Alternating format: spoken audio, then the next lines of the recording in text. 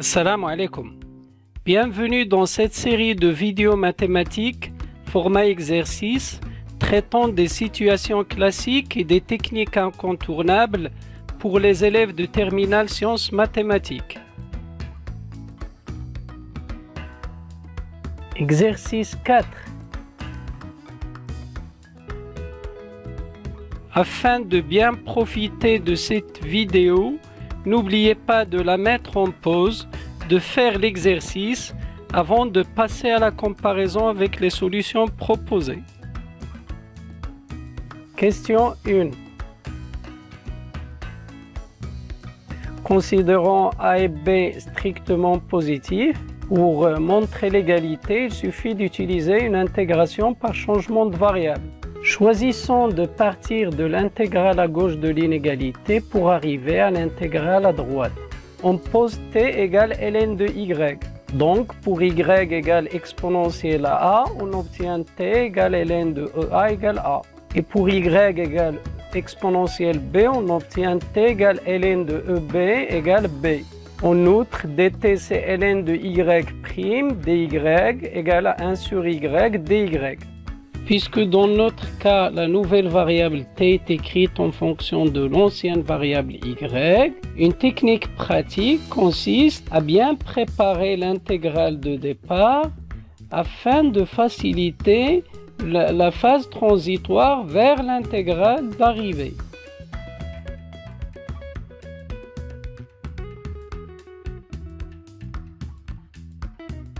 Toujours en partant de l'intégrale de EA à EB de 1 sur y dy, on peut utiliser une deuxième méthode en posant y égale ET.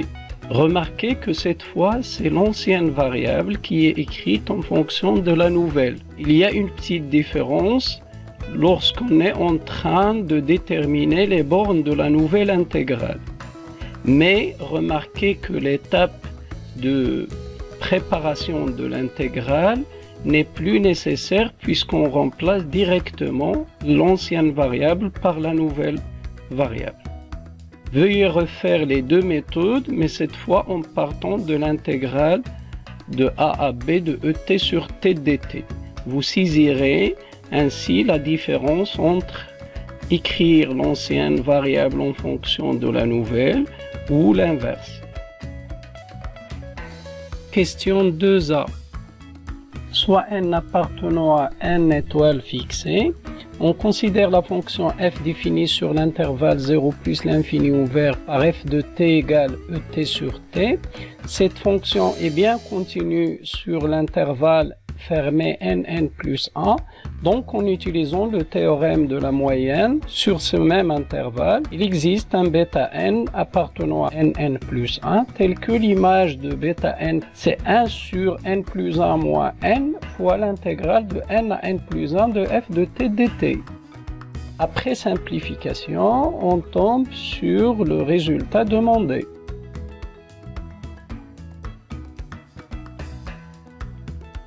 Question 2b. Pour tout n appartenant à une étoile, on a 1 sur bêta n fois l'intégrale de en à en plus 1 sur ln de y dy égale, d'après la première question, à 1 sur bêta n fois l'intégrale de n à n plus 1 de et dt. Tout ceci sera transformé en 1 sur bêta n carré fois e puissance bêta n en utilisant la deuxième question petit a. Or, le bêta n est compris entre n et n plus 1 d'après 2a. Par suite, quand n tend vers plus l'infini, forcément bêta n tend vers plus l'infini. Ainsi, notre limite se transforme par un changement de variable en une limite usuelle exponentielle. Ce qui permet de conclure. Question 3a. Soit x supérieur strictement à 1 fixé, on a pour tout t appartenant à l'intervalle 1x, t est positif, donc par suite et plus grand que 1, en multipliant par 1 sur t, on obtient et sur t supérieur ou égal à 1 sur t. Et ceci étant vrai pour tout t appartenant à un x, et que les fonctions considérées sont continues sur l'intervalle 1x, en intégrant sur l'intervalle 1x, on arrive à l'inégalité demandée.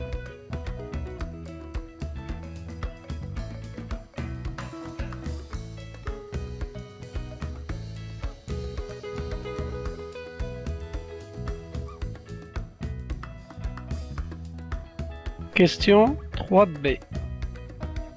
On se donne un n appartenant à une étoile et on utilise la question de A pour transformer la somme de k égale à 1 jusqu'à n des e puissance bêta k sur bêta k en somme des intégrales de k à k plus 1 de et sur t dt. En explicitant cette somme et en utilisant la relation de Chasles, on obtient l'intégrale de 1 à n plus 1 de et sur t dt, qui n'est autre que l'image h de n plus 1 divisé par n plus 1.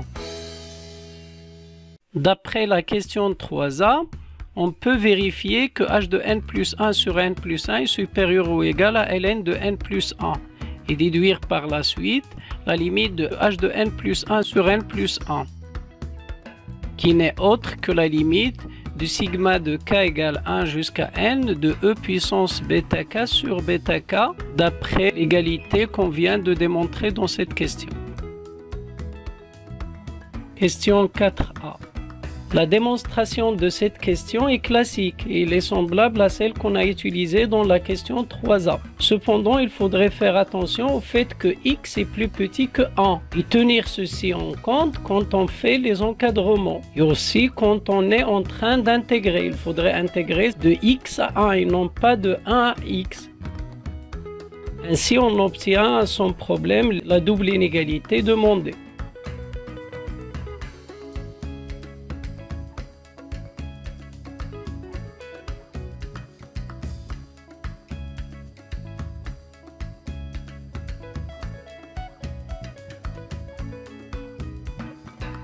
Pour la question 4b, il suffit d'utiliser la double inégalité démontrée dans la question 4a et le théorème dit sandwich ou des gendarmes pour déduire que la limite de h de x quand x tend vers 0 plus égale h de 0. Et conclure par la suite que h est continu à droite en 0. La question 5a nous incite à utiliser le théorème de Rolle. Mais avant, on note que la fonction grand f définie par grand f de x égale intégrale de 1 à x de et dt n'est autre que la fonction primitive qui s'annule en 1 de la fonction petit f à t fait associer et sur t sur l'intervalle 0 plus l'infini. Cette fonction grand f est bien dérivable sur 0 plus l'infini et sa dérivée n'est autre que petit f. Notre fonction petit h est alors dérivable sur l'intervalle ouvert 0 plus l'infini comme produit d'une fonction polynôme et de la fonction grand f. On vérifie que petit h est continu sur l'intervalle fermé 0, 1 et dérivable sur l'intervalle ouvert 0, 1. Et puisque h de 0 égale h de 1, alors d'après le théorème de Rolle, il existe un alpha appartenant à l'intervalle 0, 1 tel que h' de alpha égale 0.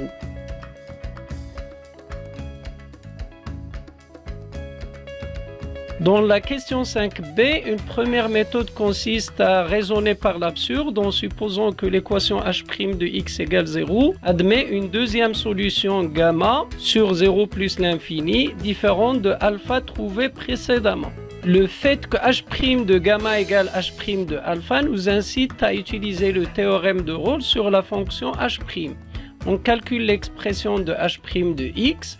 On se rend compte que notre fonction h' est continue sur l'intervalle fermé formé par alpha et gamma et elle est aussi dérivable sur l'intervalle ouvert formé par alpha et gamma.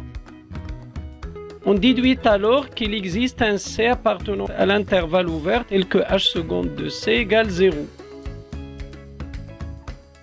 Ce qui est absurde puisqu'en calculant la dérivée seconde de h, on se rend compte qu'il ne peut s'annuler puisque ex et ex sur x sont tous les deux strictement positifs sur 0 plus l'infini. Une deuxième démonstration de l'unicité de alpha passe à travers les variations de la dérivée première h'. On calcule h' de x de la même manière que ce fut dans la méthode 1. L'étude de son signe et par suite la déduction de sa monotonie vont nous aider à montrer que h' de x est strictement positif sur alpha plus l'infini ouvert et aussi strictement négatif sur l'intervalle ouvert 0 alpha. Donc h' de x ne s'annule qu'en alpha, car h' de alpha égale 0.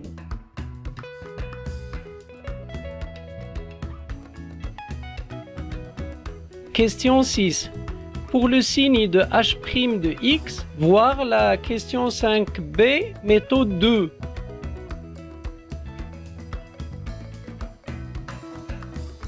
Pour l'étude de la dérivabilité de h en 0, il suffit d'utiliser la question 4a.